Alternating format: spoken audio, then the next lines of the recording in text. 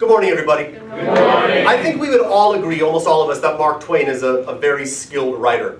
He's great at writing humor, he's great at writing satire, and of course Huck's voice, that vernacular, to me, and I think to most people, is a treasure. It's something that's really worth admiring. But ultimately, I think, if you look at the Adventures of Huckleberry Finn, what you are looking at is not a diamond, but rather a string of pearls. Now, what do I mean by that? A diamond is a unified whole. Every part of it works together to make something beautiful and perfect. Whereas the Adventures of Huckleberry Finn is a bunch of beautiful individual things that don't really connect. In other words, I'm not convinced the Adventures of Huckleberry Finn needs to even be a book. This could just as successfully be a bunch of little short stories or even little comic books where the same character, Huck, goes in, has an adventure, maybe he learns something, and then the adventure ends, and when the next adventure starts, it's like the one before didn't even happen. And each of those individually might be really great to look at, but as a cohesive whole, I'm not convinced this book is particularly successful. That's the first reason I would say that this book is not a great book, because it lacks unity. Yeah, lacks unity! But my second reason may be even more damning, and it's this. Mark Twain gives us something here that we, as an audience, as readers, deserve. He sets us up with something which has the potential to be deeply meaningful. What am I talking about? Of course, the interactions between Huck and Jim and the ongoing development of Huck's moral character. There are moments in this book where you want to stand up and pump your fist because Huck seems to be finally getting it. And what I'm saying here is that Mark Twain gives us those moments and then he betrays them. What am I talking about in particular? Let's jump right into it. The Phelps Farm episode. Huck has this fantastic moral epiphany. He tears up a paper. He decides that what he feels is more important than what society tells him to do. Great. 3 pages later, Tom Sawyer enters this book, takes it over, and Jim's quest for freedom is turned into a farce. We all remember the word farce, right?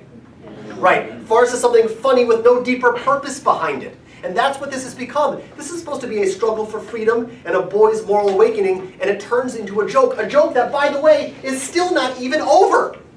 We've read 40 pages of this joke, and we're still on the Phelps Farm. Yeah, it hasn't Phelps moved. Farm! How many people like it here on the Phelps Farm? No one!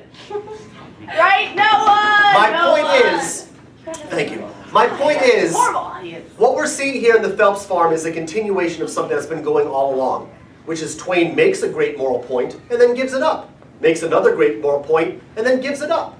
What's holding this book together? Nothing. Because what this book is a silly man writing a silly book about silly stuff. He never had any intention of making this serious, and he has let us down for that reason. So I do not think it is possible to call this book great. Thank you. Woo. Hi everybody, thank you for having me here today. I'd like to start with a very simple question. What is the title of this book? The Adventures of Huckleberry Finn. Notice it's not The Adventures of Huckleberry Finn and Jim, right? This book is intended to be about Huckleberry Finn, the boy. More specifically, it's intended to be about the boy and his adventures. Now, adventures could be a physical adventure, like on a riverboat fighting pirates or whatever, but it could also be an adventure in the moral and spiritual sense. And that's what this book is really about from beginning to end. Twain actually said this. He said he wanted to write a book about a, quote, "a honest heart fighting against a, quote, deformed conscience." In other words, Huck has a good internal instinct, and he's being controlled by an outside society. His battle against this outside society is what composes the great adventure throughout this book. And what's amazing about what Mark Twain has done here is he has progressively increased the stakes. When the book begins, Huck is a boy. He's doing stupid boy things. He's complaining about school. He runs away. And as he goes down that river, things get more and more dangerous and more morally problematic, to the point where we finally get to the Phelps Farm, and check this out. He has given us, you know, in video games you have the final boss, the final villain. He has given us in the Phelps Farm the final villain that we are supposed to encounter. And what's so brilliant about what Mark Twain does is that he realizes the final villain is not going to be someone who you can easily dismiss, like a racist like Pat, or two families who were obviously idiotic in the Shepherdsons and the Grangerfords, or con men like the Duke and the King. Who is the final enemy in this book? Huck. It's an honest, respectable boy who reads books, who goes to school, Tom. And it's 2 people, the Phelps, who are nice. They're religious in a positive way. They treat Jim well. And isn't that actually the case, ladies and gentlemen, when you're fighting against structural, institutionalized racism? The people who are the true enemy, the hardest enemy to beat, are not the obvious racists. It's the people who are good people and don't understand that they are propping up an immoral system. So Mark Twain has made a really good observation here and has made this the true enemy in Huckleberry Finn. What I want to show you here is that when he brings back Tom Sawyer, it's not just because I want to bring back Tom Sawyer. It's because he realizes in the beginning of the book, Tom Sawyer was amusing. What happens if we take Tom Sawyer's ethics and Tom Sawyer's world outlook and we put it in a situation that's about life and death, slavery and liberation, and we suddenly see that no longer works. Now is the time to not be a boy, but to turn into a man. And because Huckleberry Finn is doing this throughout, I think Mark Twain has given us a great literary gift. Thank you. Thank you very much. I'd like to respond to my opponent right now. Perhaps some of you have heard about the person who assassinated Abraham Lincoln, John Wilkes Booth. Perhaps you've heard about the person who assassinated JFK, Lee Harvey Oswald. You might be shocked to learn that both these people have the exact same number of letters in their names. And look, they both have 3 names. John Wilkes Booth, Lee Harvey Oswald. And one of them shot the president in a theater and ran into a warehouse. And then one of them shot the president out of a warehouse and ran into a theater. What an amazing pattern. This must mean, of course, that both these assassinations were overseen by the Illuminati. Ridiculous. My point here, ladies and gentlemen, is that if human beings look hard enough, we have an immense talent to find patterns anywhere, even when the patterns don't really constitute anything meaningful. And this is what I think my opponent has unfortunately done here. He has taken a book which is, by almost every standard, an objective mess. All the different kind of things that Mark Twain wants to do thrown into a big old stew, and by careful observation and going back and thinking, he's turned it into a meaningful pattern. But I ask you to consider the following. Which is more likely? That Mark Twain, the entertainer, took the boy, Tom Sawyer, and took his childlike perspective and put it on the end of the book to demonstrate that a childlike perspective will not work in the modern world. Is that more likely? Or is it more likely that Mark Twain, the entertainer, found himself roped into a corner? He said Huck was going to rescue Jim. Great! But suddenly that book is no longer a funny book. That's now a serious book. That's a book with consequences. And Mark Twain went, uh-oh, I better find some way to make this book funny again. I know, Tom Sawyer. That to me seems a much more likely scenario than what my opponent suggested. And if you look at the rest of the book, ladies and gentlemen, that's what happens consistently. Huck seems to get somewhere.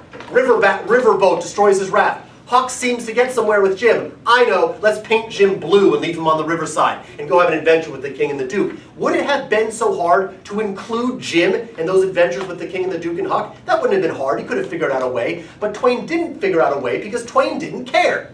Twain only cares about Jim when Twain wants to care about Jim. Look at the proportions, ladies and gentlemen. How much of this book, even if there are some great moral moments, how much of the book is great moral development? Maybe 50%? I think more accurately it's something like 25%, which means you have a book that's 25% great and 75% fluff. And I ask you one more time, Phelps Farm, Phelps Farm, Phelps Farm. He says that that's the great final enemy in the Huck Finn video game. If this is the great final enemy, why isn't there more drama? Why is the ending so boring? Why does it go on and on? Why does it make us want to kill Tom Sawyer? Is that the enemy that Huck's fighting against, and we're going to kill him by making him make dumb jokes? And Jim goes along with it? Does that seem like a good final boss? Thank you. I'd like to thank you all again for letting me be here today. It was a true honor. Who gets to decide what a book should be about? I'll say it again. Who gets to decide what a book should be about? To me, Mark Twain wrote his book. His book was about Huck Finn. But he didn't just want to write about Huck Finn, he wanted to write about a lot of things. Why is that a negative? Why does trying to write about a whole bunch of different things make the book sloppy and not more complex and more rich?